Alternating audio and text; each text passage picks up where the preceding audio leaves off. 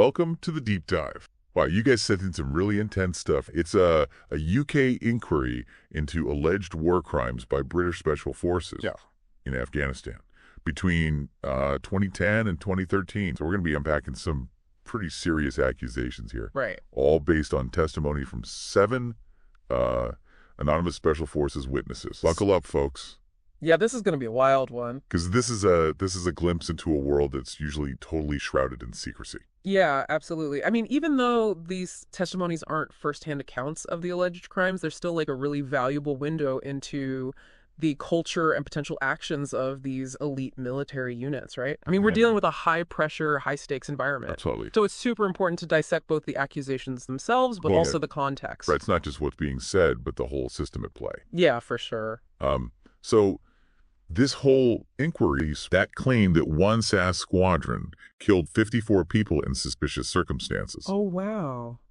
And now, one soldier, they're only identified as N1799. Okay. Reported hearing that during operations, all fighting-age males are killed, regardless of whether they pose a threat. Oh, wow. How do you even begin to process that statement? I mean, it's a chilling statement for sure, and it really highlights the potential disconnect between the official rules of engagement, which are basically, you know, the military's guidelines for when force can be used, and then what actually happens on the ground. Right, the reality. Yeah, war is chaotic, right? Yeah. And soldiers are forced to make these split-second decisions. Oh, absolutely. Under just immense pressure. Yeah.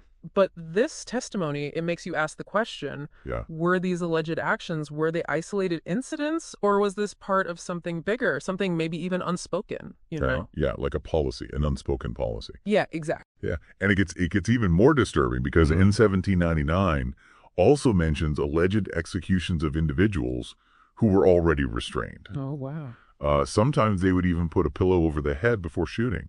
Oh my gosh. It's hard for me to even wrap my head around that level of brutality. Yeah. Have you encountered anything like that in your research before? Well, sadly, you know, in the context of war, these kinds of allegations, they're not completely unprecedented. You know, the psychological strain on soldiers, especially in combat situations, can be really immense. Yeah, I can imagine. And it can create this kill or be killed mentality, and sometimes that can lead to, you know, a blurring of the lines, even the crossing of ethical boundaries. Right. But of course, that doesn't excuse anything, right? Yeah, of course not.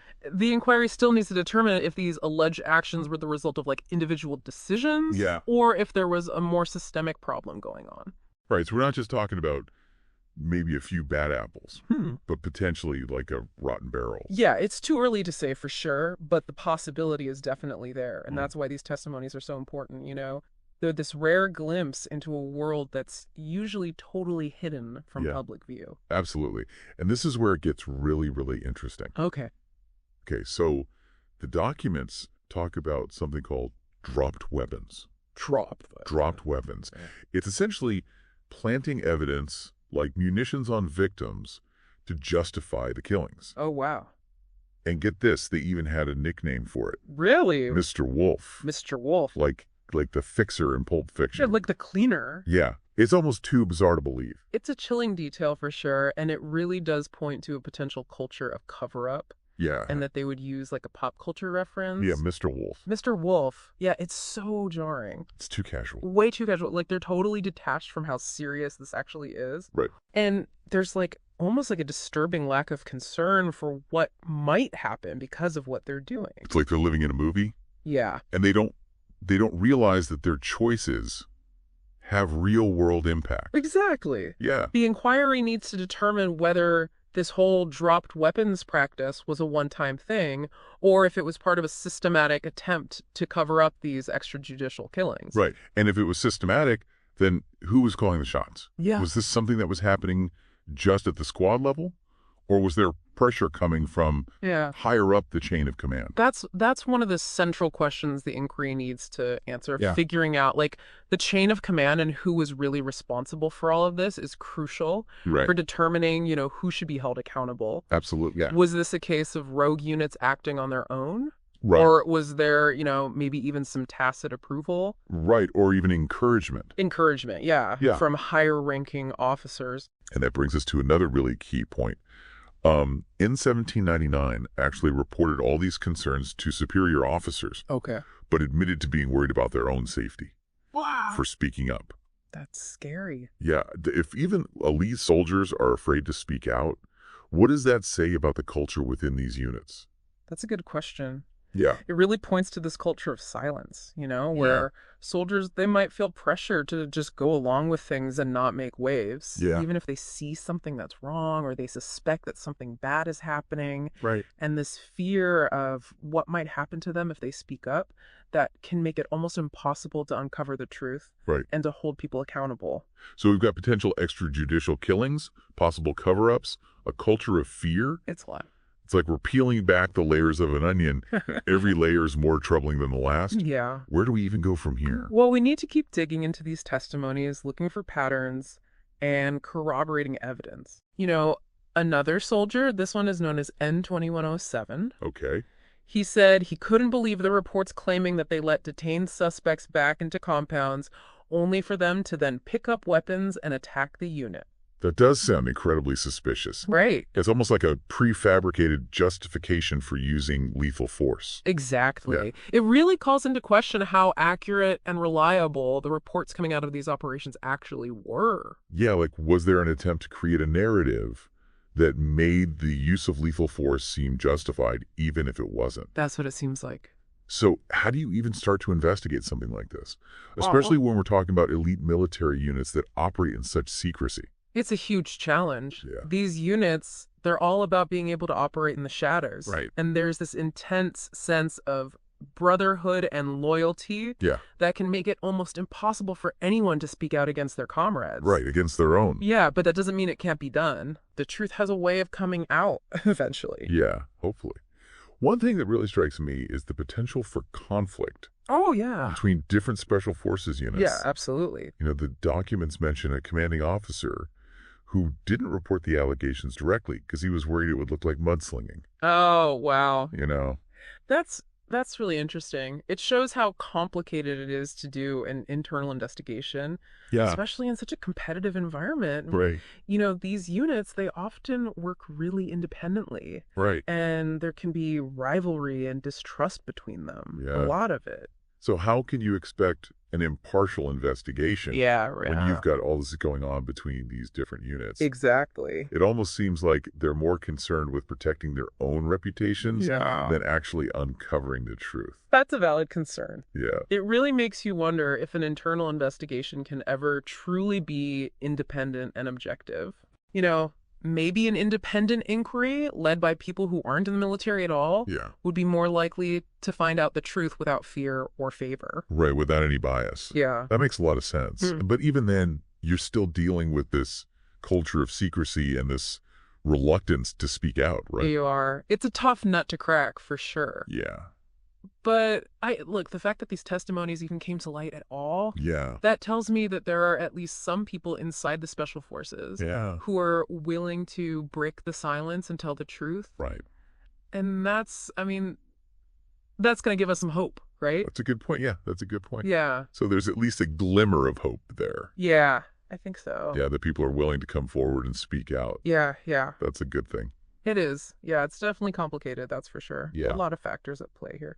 And figuring out if these alleged actions were just isolated incidents or if there's a bigger pattern, that's key, I think. Okay, so let's talk about that bigger picture then. I mean, if these allegations are true, what does this say about the UK military as a whole? I mean, the Special Forces, they're supposed to be the best of the best. They're the elite.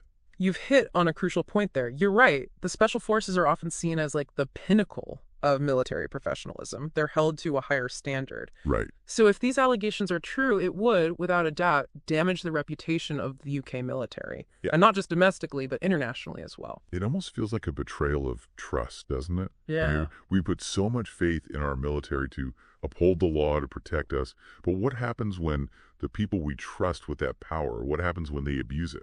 It raises some really fundamental questions about accountability, Yes. oversight. How can we make sure that the people who are tasked with protecting us are also held responsible for what they do? Right, especially in a war zone. Especially in the fog of war, yeah. How do we balance the need for secrecy, especially in these kinds of special forces operations, Right. with the need for transparency Yeah. and accountability? It's a tough balance, that's for sure. I mean, obviously, some level of secrecy is necessary when it comes to military operations, especially those that involve sensitive intelligence or tactics. Right. But you can't let that secrecy become a shield to hide potential wrongdoing. Right. There has to be a solid system of oversight and accountability, even in elite units. Okay, well, it's clear these documents bring up some really serious legal and ethical questions. For sure. You mentioned earlier the Geneva Conventions. Uh-huh. Can you talk a little bit more about how these allegations, if they're true, would violate international law? Sure. The Geneva Conventions are a set of treaties that basically set the standards for international law when it comes to humanitarian treatment during war. Okay. And they protect people who are not taking part in the fighting, like civilians, Right. and those who are no longer fighting, like wounded soldiers or prisoners of war. So how do these allegations relate to that? Well, the alleged extrajudicial killings, the whole dropped weapons thing, these would be clear violations of the Geneva Conventions. I mean, if somebody's no longer a threat, let's say they've surrendered or they're restrained, they're protected under international law. Right. You can't just execute them. Right. And planting evidence to cover it up, well, that just makes it even worse. So this isn't just about the UK military. This has implications for how wars are fought globally. Absolutely. The Geneva Conventions, those are the cornerstone of international humanitarian law. Right. They set the standard for how states and their armed forces are supposed to behave during conflict. Right. So if these allegations are proven, it could set a really dangerous precedent. Right. It could undermine the whole international legal framework that's been built over decades to protect both civilians and combatants. Yeah, it's like we're talking about potentially unraveling the rules of war. It's a scary thought, and it just highlights how important it is to get to the bottom of what happened. If there were systemic failures, if laws were broken, then the people responsible need to be held accountable. Absolutely. What about the families of those who were killed? What can they do? Well, they have some options. They can go through the domestic courts, maybe file civil lawsuits against the Ministry of Defense. Okay. They can also appeal to international bodies, like the International Criminal Court. Okay. Though the ICC's reach is limited and often depends on whether the state involved is willing to cooperate. So it's not an easy path to justice. No, it's usually a long and difficult process full of legal complications and political roadblocks. But it's important to remember that these families have rights and they deserve to have their voices heard and their grievances addressed. You know, this Mr. Wolf thing keeps coming back to me. Yeah. It's just so casual for something so horrible. It is really jarring. It kind of makes you think that maybe they were trying to distance themselves from what they were doing, like a disconnect between the act itself and the consequences. Right. The inquiry really needs to look into the psychological effects of prolonged exposure to combat, how being in that kind of environment for so long might damage someone morally, and how that could have contributed to what these soldiers allegedly did. Yeah, for sure.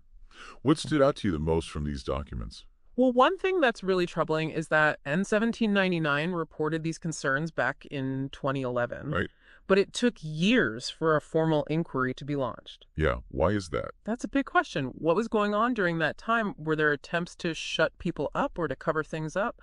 These are questions the inquiry needs to answer. It's hard to believe that allegations this serious could just slip through the cracks for so long. Well, that's how special forces units work. They operate in secrecy. And there's this code of silence that can be really hard to break. But that doesn't mean we shouldn't ask tough questions. The stakes are too high. You mentioned earlier that the findings of this inquiry could have a big impact on international law. Yeah. Could this change how military operations are conducted in the future, or even affect the rules of engagement? Definitely. If these allegations, the extrajudicial killings and the cover-ups, if they're proven true, it could force a reassessment of the rules of engagement, maybe make them stricter. Okay. There could also be more scrutiny of special forces operations, both within the UK and internationally. So it's not just about holding people accountable for what happened in the past, but potentially shaping how wars are fought in the future. Exactly. This inquiry could set a precedent. Yeah. It could send the message that even in the chaos of war, there are lines you can't cross. Right. It could bring a renewed focus on the importance of international humanitarian law and the need to hold individuals responsible for their actions, no matter what their rank is. Okay, it sounds like this inquiry could really open up a Pandora's box. Yeah. What should we be watching for as this unfolds? A few things. First, is there any evidence that backs up what these Special Forces witnesses have said? Second, are there attempts to get in the way of the investigation or to silence people who come forward with information? And third, what does the inquiry recommend when it comes to accountability and reform within the UK military? Will there be concrete steps taken to address these issues? A lot to keep track of. But it sounds like you're saying that this is more than just a few bad incidents. It's about a culture of impunity that might exist within these elite units. You got it. This inquiry is a chance to really shine a light on that culture. Yeah. And to make sure that anyone who commits war crimes is held accountable no matter how high up they are. Right. It's also a chance to look at the psychological effects of war on soldiers. Yeah. To come up with ways to reduce moral injury. Yeah. And to prevent things like this from happening again. It's heavy stuff, but definitely something we need to be paying attention to. Absolutely. The truth needs to come out both so that justice can be served and so we can prevent these kinds of tragedies in the future. Right. And this deep dive we're doing with these documents, this is just the beginning. There are a lot more questions to be asked and answered as this inquiry goes on. It feels like we're only scratching the surface here. There's so much more to uncover. Oh, absolutely. And it's not just about what happened in Afghanistan. It's about, the systems that allowed these alleged crimes to happen. Yes. And maybe even be covered up. The cover-up is a huge part of it. It is. It's about the culture within these elite units, the pressure they're under, and the oversight mechanisms that may or may not even be in place. Yeah. It makes you wonder about the long-term impact on the soldiers themselves. Oh, yeah. Carrying the burden of these secrets, the moral dilemmas. Yeah. That can't be easy. It's definitely not. The psychological toll of war is immense. Yeah. Especially for those involved in these kinds of special operations. I mean, they witness and participate in acts of violence that most people couldn't even imagine. Right. And then the need for secrecy on top of that, it makes it so hard for them to process those experiences or to even seek help when they need it. It's like they're living this double life. Yeah. The warrior on the battlefield and then trying to come back to normal life, carrying all those unseen scars. Exactly.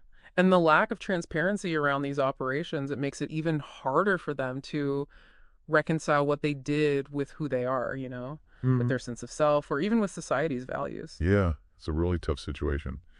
I'm also curious about the impact this inquiry could have on recruitment. I mean, if these allegations are proven true, could it make people less likely to join the Special Forces? It's definitely possible. The Special Forces need to attract highly motivated, highly skilled people. But if potential recruits start to think there's a culture of impunity, a lack of accountability, they might think twice. It's a tough sell, right? Join the elite, but be prepared to operate in a moral gray zone. That's not exactly a winning slogan. No, it's not. And I think the military is going to have to address these concerns directly if they want to keep public trust and attract the best people. So transparency and accountability, those seem to be the key takeaways here. I agree. This inquiry is a crucial moment. It's a chance to face some uncomfortable truths, learn from mistakes, and make sure the UK military operates with the highest ethical and legal standards possible. This whole deep dive has been intense. We've gone from rumors of extrajudicial killings to planted evidence and a culture of fear within the UK Special Forces. It's a lot to process. It is, yeah, it's heavy stuff. And as the inquiry continues, it's going to be really important to watch for any evidence that supports these testimonies, as well as any attempts to block the investigation. Yeah, and that Mr. Wolf reference, that really sticks with me. It's just so bizarre and unsettling. What's your final takeaway for our listeners? I think these testimonies really highlight how complicated war is and how difficult it is to ensure accountability for crimes that might have been committed in the chaos of conflict. It's a story that deserves our attention as it continues to unfold. And it brings up some profound questions about warfare itself, the psychology of soldiers, and the balance between national security and the rule of law. Absolutely. Thanks for joining us on this deep dive. It's clear there's a lot more to uncover here, and we'll definitely be following the inquiry's progress. Until next time, stay curious and keep asking the tough questions.